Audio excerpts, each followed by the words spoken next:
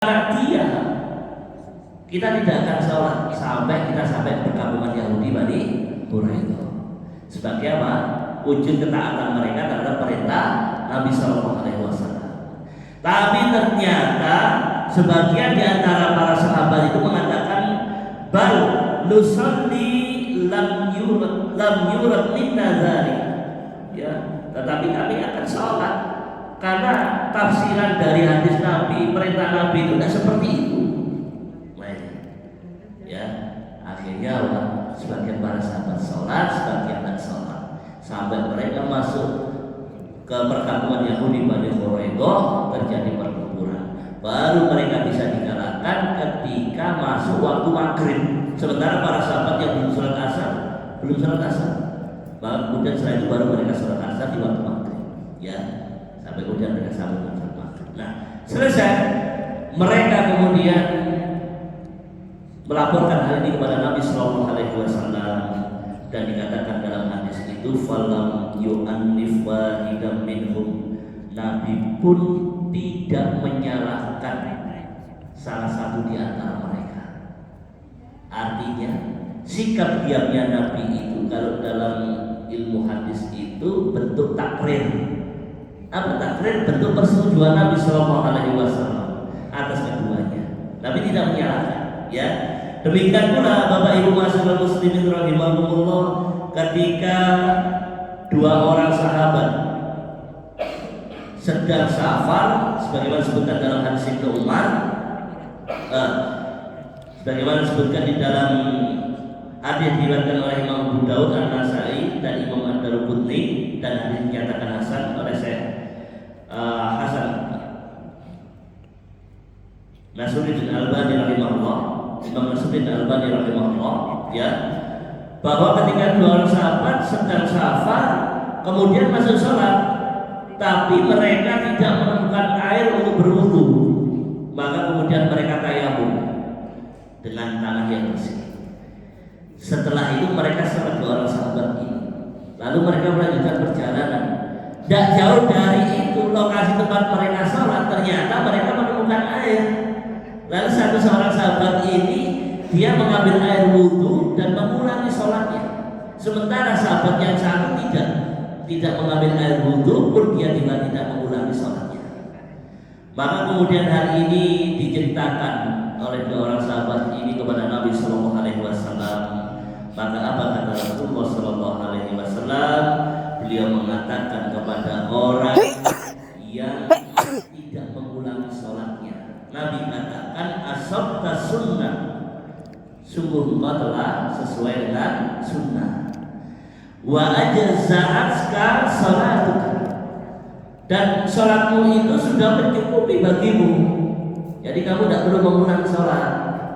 Sementara Nabi kemudian mengatakan kepada sahabat yang mengulangi sholatnya dan mengambil air wudhu sebelumnya, maka beliau katakan lakal ajru marrotain, maka bagimu dua balasan, dua pahala. Lihat sekali lagi ikhwatal iman a'azzahumullah, Bapak Ibu, Nabi tidak menyoal perbedaan di kalangan para sahabat dalam urusan fikih. Maka menjadi aneh kalau kemudian kita hari ini sampai apa? Perang karena persoalan fikih. Ya. Apalagi kita kan ada 4 mazhab. Ya sudah. Belum lagi kelompok yang tidak mau terikat dengan 4 mazhab. Ya. Jadi mari kita lebih bijak di dalam melihat perbedaan seperti ini. D. Bagaimana ketika itu Buya Hamka rahimahullah, ketika beliau berangkat haji, beliau tokoh Muhammadiyah, berangkat haji, ketika itu naik kapal. Di kapal ketemu sama salah satu tokoh Nahdlatul Ulama, Kiai Haji Idham Khalid rahimahullah. Ketika itu apa? Buya Hamka diminta untuk menjadi imam sholat subuh. Maka beliau sholat mengimami jamaah yang ada di kapal. Dan tiba-tiba beliau di rakaat kedua kunut, kunut subuh, sesuatu yang bagi kalangan Muhammadiyah menjadi asing karena tidak pernah, karena menganggap kunut itu bid'ah sebagian dari kalangan Muhammadiyah. Maka selesai sholat beliau diingatkan oleh Kiai Idham Khalid, ya Buya, kenapa Pak tadi dengan sholat subuh kok malah pakai kunut subuh? Bukankah itu sesuatu yang jarang dikerjakan oleh orang-orang Muhammadiyah? Apa kata Buya Hamka? Beliau katakan, iya, saya pakai kunut subuh untuk memberikan penghormatan saya, karena di belakang saya ada makmum Kiai Haji dari kalangan tokoh NU. Ya. Maka besoknya sholat subuh sama di kapal yang sama. Kali ini Kiai Haji Idham Khalid menjadi imam sholat subuh. Ketika rakaat kedua, beliau justru tidak melakukan kunut, maka dia tokoh NU.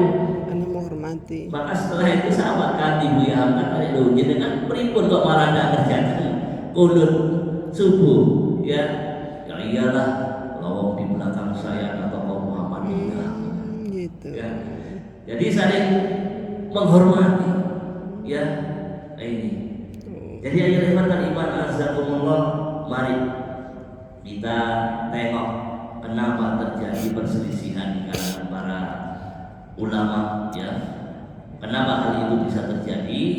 Maka dalam satu analisa yang diberikan oleh Hasan Al-Banna rahimahullah, ya, ada beberapa sebab. Yang pertama adalah perbedaan kemampuan akal para ulama dalam menyimpulkan ayat atau hadis yang multi interpretatif. Artinya apa? Ayat atau hadis itu memungkinkan terjadinya apa? Penafsiran yang berbeda. Ya, kita lihat para ulama dalam karya-karya tafsir mereka hari ini. Tafsir Ibnu Abbas, ya, tafsir apa lagi? Ibnu Katsir, kemudian tafsir Al-Munir karya Syekh Dr. Wahbah Az-Zuhaili, ya, atau tafsir Al-Asr karya Buya Hamka, dan berbagai macam tafsir lain, tafsir Al-Qurtubi dan seterusnya. Ya, ini. Jadi sampai-sampai Imam Syafi'i rahimahullah itu mengatakan, la uhibbu li ahadin ayyahtajjali bima qultu idza wajada fi qawli khilafan li qawli Rasulillah sallallahu alaihi wasallam. Aku tidak suka, kata Imam Syafi'i, seseorang itu mengikutiku dengan perkataanku jika ia mendapat dalam perkataanku ada yang bertentangan dengan perkataan Nabi sallallahu alaihi wasallam. Ya. Artinya bahwa Imam Syafi'i itu ibaratnya memberikan rambu-rambu pada pengikutnya. Kalau kamu ingin mengikuti mazhabku, ya monggo, tapi jangan kemudian bersikukuh ketika ternyata ada Nabi yang lebih baik, jelas Nabi SAW lebih baik daripada Imam Syafi'i, ya, memiliki pendapat yang berbeda. Maka kita bisa memahami. Ya, jadi seperti itu ayat iman azakumullah. Ya, sebagaimana yang dikatakan kalau beliau apa yang saya lihat dalam kitab Allah, maka itulah yang saya ikuti, dan apa yang saya lihat dalam sunnah Nabi SAW, maka itulah yang saya ikuti. Dan sesungguhnya saya berusaha berijtihad, dan jika dalam perkataan saya ada yang bertentangan, maka pada akhirnya pendapat saya tidak mengesampingkan perkataan yang benar. Seharusnya saya bisa berhujjah dengan itu bila ternyata apa yang saya katakan tidak benar. Ini yang pertama. Jadi perbedaan tafsir di kalangan para ulama, tentu kita pun juga hati-hati. Mereka para mufassirin ini memiliki kapabilitas ilmu yang tidak sembarangan orang diberikan hak untuk memberikan tafsiran ayat maupun hadis. Ya, ini kan orang yo pinter yo orang, ya tak, goblok kok kayaknya, tapi ketika bicara ayat hadis kau yang ngerti-ngerti, ya, apalagi tidak pernah merujuk kepada kita para salaf, ya, kita yang mutabar dan sebagainya. Nah, ini. Kemudian yang kedua, mengapa terjadi perbedaan? Ada perbedaan informasi dan ilmu yang dimiliki oleh para ulama. Mungkin ada satu hadis atau ilmu tertentu yang sampai kepada beberapa ulama tertentu dan belum sampai kepada ulama yang lain. Sehingga Imam Malik berkata kepada Abu Ja'far, sesungguhnya para sahabat Nabi telah mendatangi berbagai kota dan setiap kaum itu memiliki ilmu tertentu. Maka jika seseorang ingin mengirim mereka kepada satu pendapat, niscaya upaya itu hanya akan menimbulkan kekacauan. Jadi suatu saat Imam Malik Malik diminta oleh khalifah yang berkuasa ketika itu, ya, Abu Ja'far, untuk membuat satu kitab fikih yang itu nanti rencananya mau dijadikan panduan agar khalifah ini enak melihat rakyatnya seragam dalam beribadah. Maka Imam Malik kemudian membuat kitab yang telah kemudian kita kenal dengan hari ini, namanya kitab Al-Muwatta karya Imam Malik. Ya. Maka selesai itu, khalifah berkata, kitab ini nanti mau saya gandakan atau saya jadikan sumber dari sekolah rujukan terkait dengan persoalan fikih dan cara pasang Ka'bah supaya semua orang bisa membaca. Apa kata Imam Malik rahimahullah? Beliau katakan bahwa hal itu sangat tidak mungkin karena setiap para ulama itu memiliki pendapat, dan kalau hal itu dipaksakan kata beliau seperti tadi, maka itu hanya akan menimbulkan kekacauan. Ya, ini bahasa Imam Malik rahimahullah. Ya, jadi dia tidak merasa bangga pendapatnya yang paling benar sendiri.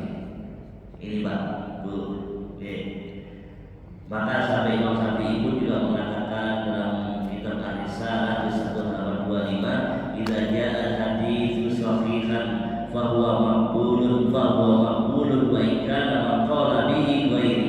Jika pendapatmu bertentangan dengan hadis yang sahih, maka ambillah hadis itu dan tinggalkan pendapatmu. Ya. Ini sekelas Imam Syafi'i. Apalagi juga terjadi kesepakatan para ulama, sebagaimana yang dikatakan oleh Al-Qayyim Al-Jawziyah rahimahullah setelah merangkum pendapat para ulama. Beliau tulis dalam kitabnya Ilamul Muwaqqi'in juz 3 halaman 14, di mana Al-Qayyim Al-Jawziyah rahimahullah, Al-Qayyim ini muridnya Syekhul Islam Ibnu Taimiyah rahimahullah. Beliau mengatakan innal fatwa tataqayyaru bi taghayyuriz zaman wal makan wal ahwal wal niyat wal awa'id. Sesungguhnya fatwa itu bisa berubah dengan seiring perubahan zaman, wal makan tempat, wal ahwal kondisi keadaan, kemudian wal niat dan niat, dan kemudian wal awa'id urf adat istiadat masyarakat setempat, ya, kebiasaan masyarakat setempat. Kita contoh dari pendapat ini 5 hal yang membuat fatwa itu tidak bisa hitam putih. Fatwa itu bisa berubah menurut 5 kondisi seperti ini. Fatwa yang lebih takut di zaman, sehingga fatwa itu bisa berubah dengan terjadinya perubahan zaman. Pada masa penjajahan kolonial Belanda, NU mengeluarkan fatwa. Apa lembaga fatwa itu? Lembaga Bahsul Masail. Kalau di Muhammadiyah itu majelis haji, ya. Maka Bahsul Masail ketika itu mengeluarkan fatwa haram bagi kaum muslimin memakai celana panjang dan memakai jas, karena itu bagian dari bentuk tasyabbuh. Dalilnya man tasabbaha biqaumin fahuwa minhum. Nabi sallallahu alaihi wasallam, barang siapa yang meniru satu kaum, maka dia termasuk golongan kaum itu. Dalam tafsiran Bahsul Masail ketika itu, siapa yang pakai jas, siapa yang pakai celana, maka dia mirip dengan orang Belanda. Belanda itu menjajah kita, musuh kita. Itu. Dan melarang fotografi. Ya. Nah, qadarullah seiring dengan zaman sekarang, fatwa itu sudah dicabut. Tidak bisa menghindari masalah fotografi. Kemudian bahwa sekarang celana dan jas itu tidak identik dengan Belanda, ya kafir, ya dalam pemahaman mereka itu. Hari ini sudah biasa. Orang pakai celana jin pun dulu ustaz saya itu mengatakan itu tasabuh dengan barat, ya. Maka hari ini pun jin juga, celana jin dipakai di mana-mana, pakai sholat pun tidak ada yang melarang, ya. Sampai jinnya itu kadang saya dengan jinnya mungkin mikir, dulu kalau ngomong gawe itu harganya kalau kata jinnya mungkin ya. Wallahu a'lam. Nah, kemudian perubahan zaman tadi, ya. Kemudian wal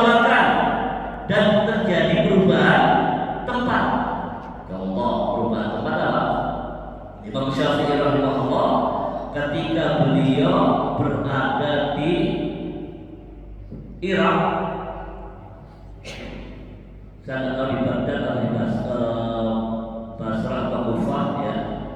Walhasil beliau mengeluarkan fatwa terkait dengan kondisi masyarakat Irak. Ketika beliau pindah ke Mesir, fatwanya ternyata berubah, dan sejarah kemudian mencatat fatwa daripada Imam Syafi'i rahimahullah itu apa? Ada qaul qadim, ada qaul jadid.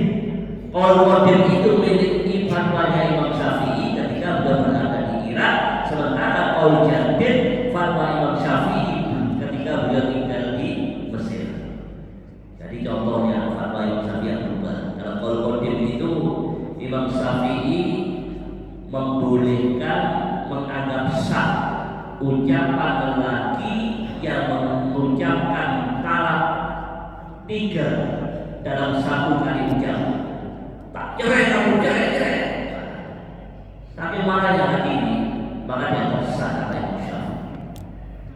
Tapi ketika beliau dengan orang Madinah, ya, nah itu sehingga saya mau pulang, saksi itu 2 orang ketika bertinggal di Damaskus.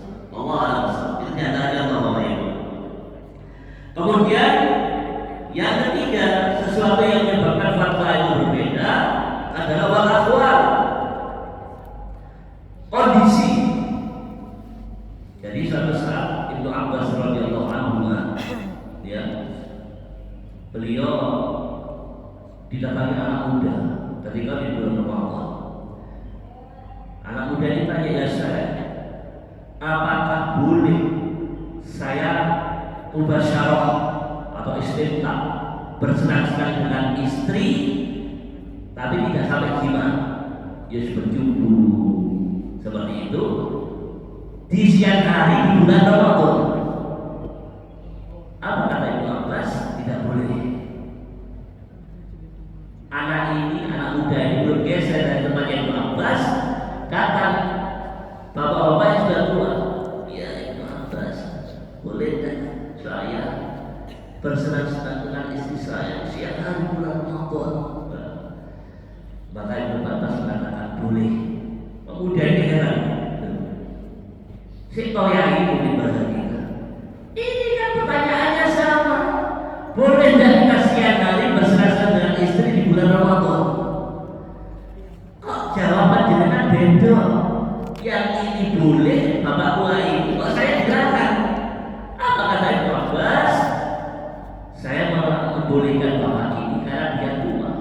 Saat senang-senangnya dia bersenang-senang dengan istri, justru ini bukan sampai berbuat sampai ke jima. Karena apa? Dia bisa menahan nafsunya. Nah, kamu ini anak muda, senengane gaspol, ya hati keren ngomongnya. Ya si 12, rusak konsep Ramadan, ya.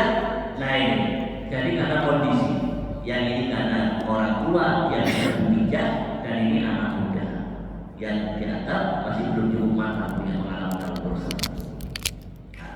Kemudian yang keempat, wakiyah, bahwa perubahan fatwa itu bisa berubah karena adanya perubahan niat. Jadi contoh terkait dengan hukum nikah. Hukum asal nikah itu berubah, ya.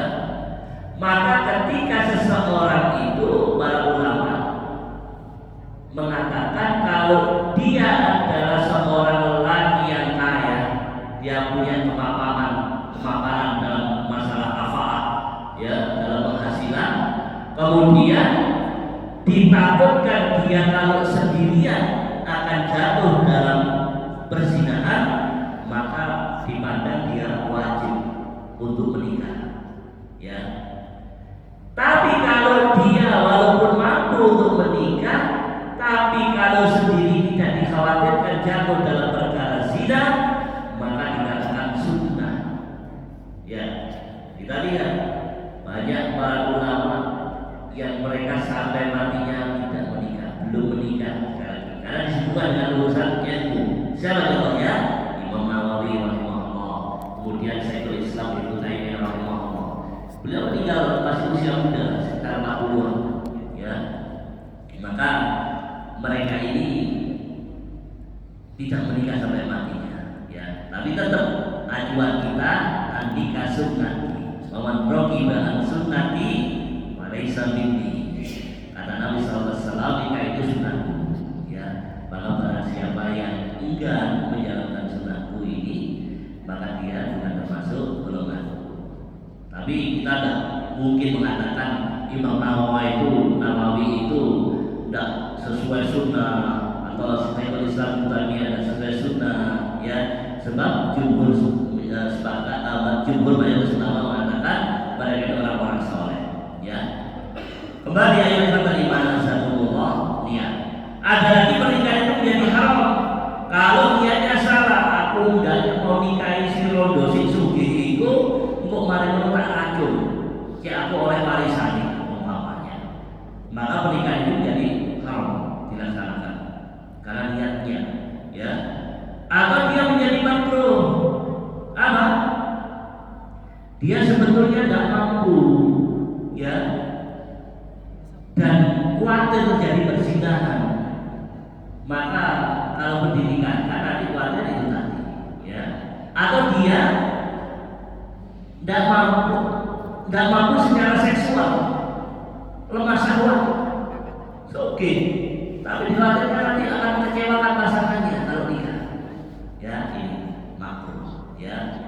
Walhasil ayat kata iman azzakumullah ini diantara terkait dengan persoalan nikah, ya. Walaupun disebutkan dalam Al-Quran dan hadis Nabi, apa? Waqihul ayam minkum wasolihina min ibadikum wa imanikum liyakunu yuqra'ayukumullahu min fadlih. Dan dikatakanlah orang-orang yang sendirian di antara kalian diberitahu, ya, dari kalangan laki-laki dan perempuan, jika mereka miskin, maka Allah akan memampukan dengan karunia-Nya. Maka ayat ini ketika itu dikomentari sama Umar bin Khattab radhiyallahu anhu. Umar mengatakan apa? Sungguh saya sangat heran kalau ada seorang pemuda yang dia menunda-nunda pernikahannya hanya karena apa? Takut merasa masih miskin. Padahal dalam ayat ini Allah menjanjikan kekayaan bagi dia. Ini kata Umar bin Khattab radhiyallahu anhu dalam rangka memberikan target, motivasi kepada para pemuda, ya, yang mampu sudah menikah, ya. Atau janji Nabi sallallahu alaihi wasallam, salasatun haqqun 'ala Allahi 'abduhum al-mujahidu fi sabilillah. Tiga kelompok yang Allah akan memberikan pertolongan kepada mereka: mujahid, orang berperang di jalan Allah Subhanahu wa taala, yang mujahid di Hamas atau mujahid di Palestina hari ini melawan Israel, ya. Kemudian wal mukadzabun yuridun ada budak yang ingin membebaskan dirinya, wan nakihul ladzi yuridul afaf, dan seseorang yang menikah dalam rangka menjaga kehormatannya, maka Allah pasti akan bantu, ya. Ini Bapak Ibu. Kemudian yang terakhir wal awaid, apa? Kebiasaan uruf di kalangan masyarakat itu bisa menjadi hukum selama tidak bertentangan dengan syariat, ya.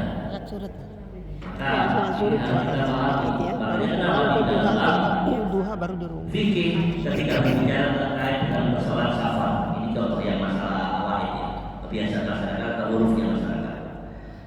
Itu kan kedua pendapat pertama menyandarkan bahwa safar itu diperbolehkan setelah menempuh jarak sekian kilometer, sekitar 80-an ya, dan itu 80 kilometer sini malam, ya. Nah, tetapi ada pendapat ulama yang istilah yang mereka mengatakan safar itu bisa dilakukan hukum safar, termasuk terkait masalah menjawab sholatnya, ya. Nah, pendapat yang kedua itu mengatakan apa?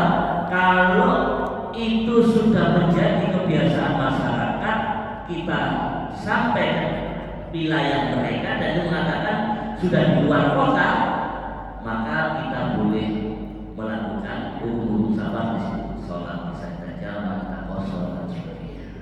Puasa mungkin selama safar bisa kita batalkan.